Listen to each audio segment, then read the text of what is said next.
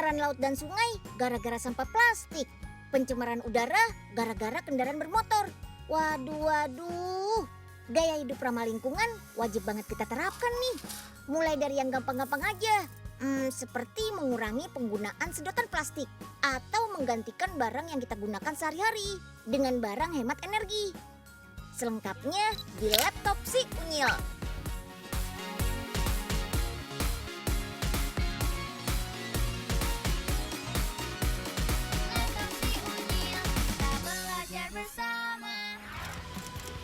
Snut. Wih. Mesin-mesin ini cepat juga kan kerjanya. Inilah mesin M, pembuat komponen rangkaian lampu LED dan lampu hemat listrik lain. Tuh, mereka bahkan mensolder juga. Canggih kan? Tidak ada satupun rangkaian yang meleset untuk disolder. Tapi ngomong-ngomong, siapa yang belum tahu apa itu lampu LED? Hampir sebagian besar penerangan sudah menggunakan teknologi ini loh. Lampu LED ini banyak kelebihannya. Selain hemat listrik, cahaya yang dihasilkan LED juga lebih terang. Dan jika dibandingkan lampu bohlam biasa, usianya lebih panjang. LED sendiri merupakan kepanjangan dari light emitting diode, sebuah komponen yang dapat memancarkan cahaya dalam satu arah. Warna cahaya yang dihasilkan oleh LED ini juga bermacam-macam loh, tergantung bahan yang digunakan. Lampu LED sudah berkembang dengan beragam bentuk, mulai dari lembaran, bohlam, lampu seiling atau lampu baret, dan masih banyak lagi. Salah satunya lampu LED yang diproduksi oleh salah satu pabrik besar di kawasan industri Cikarang, Jawa Barat ini. Kalian pasti pernah lihat lampu yang menempel di plafon. Biasanya berada di mall atau perkantoran. Nah, itu disebut lampu DL atau downlight. Ternyata lampu jenis itu berdaya kecil, namun bisa menghasilkan cahaya yang terang loh. Kita lihat proses pembuatannya dulu yuk. Awalnya membuat casing atau rumah lampunya. Mesin canggih ini akan membentuk logam menjadi casing yang bentuknya mirip cawan. Wih, mudah dan cepat kan? Dalam sehari, alat ini bisa menghasilkan 6.000 casing lampu per hari loh. Wah, mantap! Casing yang sudah jadi selanjutnya masuk ke proses kimia. Celupkan casing atau rumah lampu pada beberapa zat-zat kimia. Seperti untuk anti karat dan krom refleksi untuk bagian dalamnya. Tujuannya supaya casing bisa memantulkan cahaya dengan terang. Sip deh, bagian casing sudah. Selanjutnya tinggal perakitan bagian rangka dan pemasangan colokan untuk bohlam. Pasang satu persatu. Tidak lupa uji dengan memasukkan colokan bohlam. Apakah komponen sudah bekerja dengan baik atau tidak? Kalau sudah oke, siap kemas. Selain lampu DL jenis bohlam, ada juga lampu DL jenis kepingan LED. Untuk jenis ini diperlukan komponen konverter. Pembuatan komponen konverter ini dilakukan dengan teknologi canggih juga loh. Tuh lihat, cepat banget kan?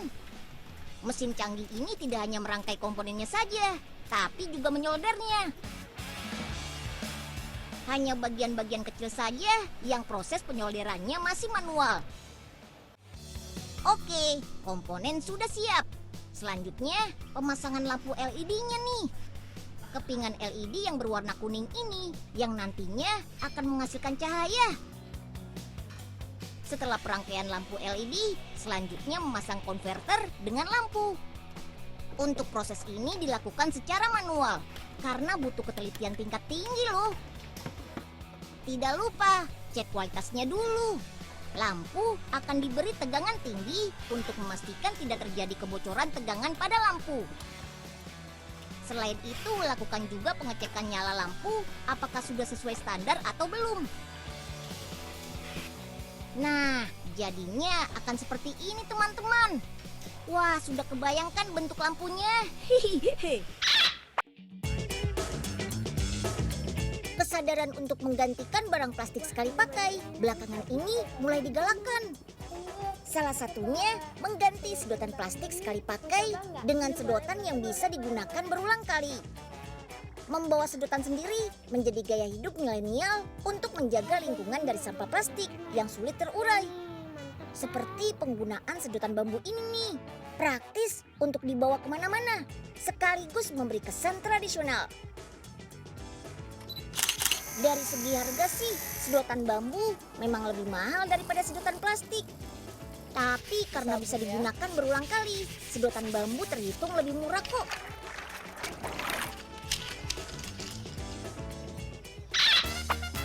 Sedotan plastik yang kita kenal sekarang sebetulnya merupakan perkembangan dari sedotan tradisional sejak ribuan tahun silam. Sebelum terbuat dari plastik, sedotan zaman dulu menggunakan bahan dari alam yang bisa digunakan berulang kali. Sejarah mencatat sedotan tertua ditemukan di dalam makam bangsa Sumeria yang sudah ada sejak tahun 3000 sebelum Masehi. Kala itu sedotan berwarna emas dilapisi batu lazuli berwarna biru. Sedotan yang terbuat dari jerami mulai populer tahun 1800-an. Sayangnya, sedotan yang terbuat dari jerami ditinggalkan karena mudah larut dalam minuman. Sedotan minuman modern yang terbuat dari kertas pun tercipta pada tahun 1888. Sejak saat itulah, sedotan berkembang sesuai dengan jenis minuman, termasuk sedotan plastik yang kita kenal sekarang. Lama-kelamaan sedotan plastik juga mulai ditinggalkan nih, karena menjadi salah satu penyebab kerusakan lingkungan di bumi. Yap, berdasarkan data yang dimiliki oleh Diverse Clean Action, pemakaian sedotan plastik sekali pakai di Indonesia saja bisa mencapai 93 juta batang lebih setiap harinya. Kalau direntangkan panjangnya, bisa setara dengan jarak tempuh dari Jakarta ke Meksiko. Waduh, banyak banget dong. Waduh, Nyil, kok banyak sedotan plastik berserakan gini sih? Iya Mel, padahal kan sampah plastik kayak gini baru bisa terurai dalam waktu 500 sampai 1000 tahun. Wah, kalau gitu kita harus cari tahu siapa yang berani kayak gini, Nyil. Iya, betul tuh Mel. Ayo. Ayo Nyeng, kapan lagi bisa nikmatin minum air kelapa di pantai kayak gini? Iya bos, daripada di pos ronda mulu kan. Oh, ternyata ini dia nih, biang keladinya. Pak Oga, Pak Iyeng, sedotannya jangan dibawa sembarangan dong. Maaf. Kan bisa pakai sedotan yang lebih ramah lingkungan, Pak. Kayak sedotan bambu.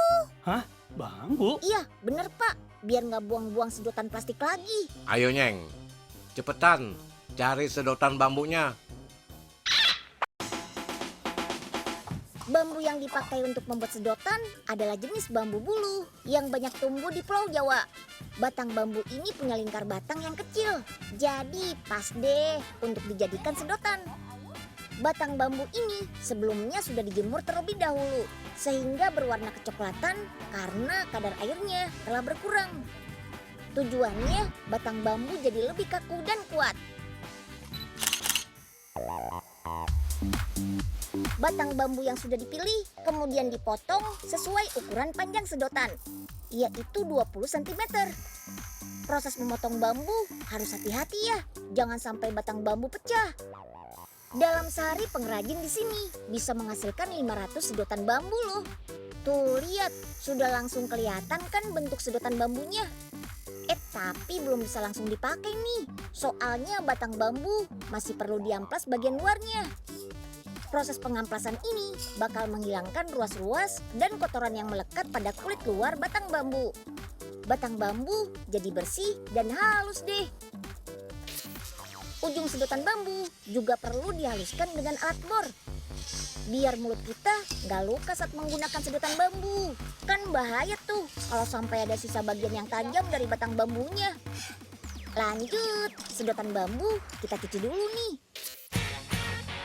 untuk membersihkan debu halus yang tersisa saat proses pemotongan dan pengamplasan.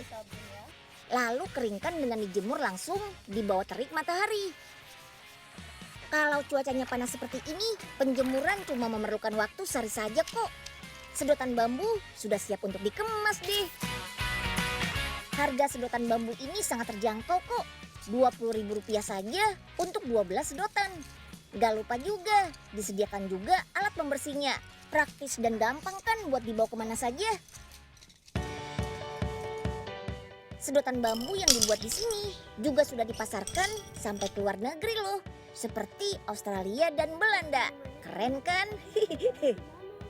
Menjaga lingkungan dari sampah plastik bisa dimulai dari hal yang kecil seperti pakai sedotan bambu ini. Berbeda dengan sedotan dari plastik yang sekali pakai, sedotan bambu bisa dipakai berulang kali. Kalau dirawat baik, sedotan ini bisa tahan sampai 7 bulan hingga 1 tahun. Asal setelah dipakai, jangan lupa dicuci dan dikeringkan ya. Hindari juga menyimpan di tempat yang lembab supaya nggak gampang berjamur. Wah, Paoga sama Pengeng lagi latihan buat lomba 17-an ya? Ngawur nih Den Unyil. Ini tuh Pak Oga mau ikutan kayak Den Unyil. Nih, minumnya udah pakai sedotan bambu. Waduh, bambu sih bambu Pak. Tapi kalau dijadiin sedotan, ya nggak pakai bambu yang segede itu juga kali.